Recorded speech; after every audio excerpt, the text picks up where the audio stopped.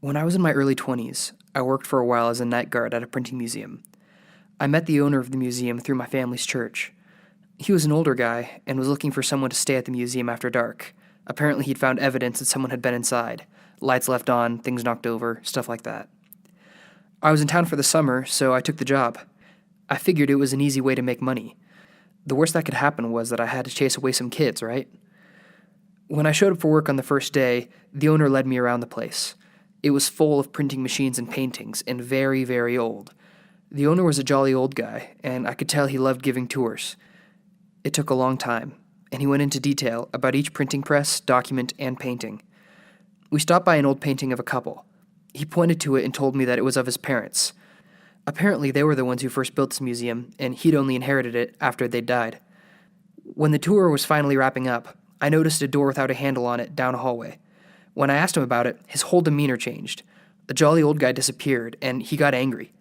He told me, "Never go near that room. It's off limits to you. If I ever hear of you trying to get in there, you'll be fired. Is that understood?" I was surprised at his anger. I responded that there was no problem, and that I was happy to leave it alone. I started working nights later that week. It started out as boring as you might expect, but soon strange things started happening, similar to what he'd described. I would leave a wing of the museum and come back to find the light on, or a bucket knocked over. Nothing too over the top, but enough to make me a little on edge, you know? On top of that, there was no sign of forced entry anywhere. While I was working, I took some video, which you've been seeing up to this point. Over the course of a few nights, the door he told me to stay away from drew my curiosity more and more. I stopped by it every once in a while. After a few days working, I noticed that the wall next to the door had a small hole in it, maybe a dime size, and 7 feet off the ground. I grabbed a chair and brought it to the wall and stood on it so I could look through the hole. I could see clear through the wall into the other room on the other side. It was full of furniture.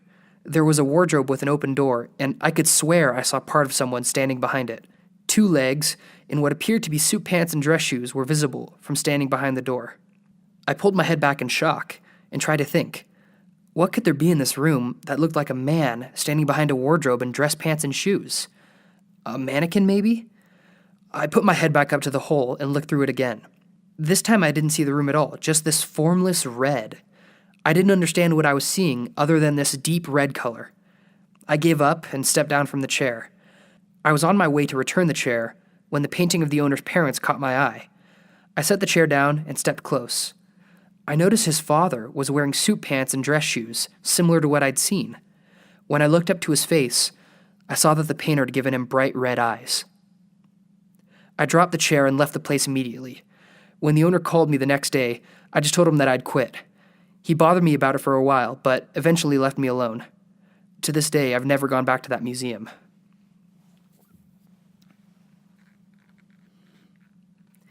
If you're interested in more stories, you can click here to see new one or subscribe below.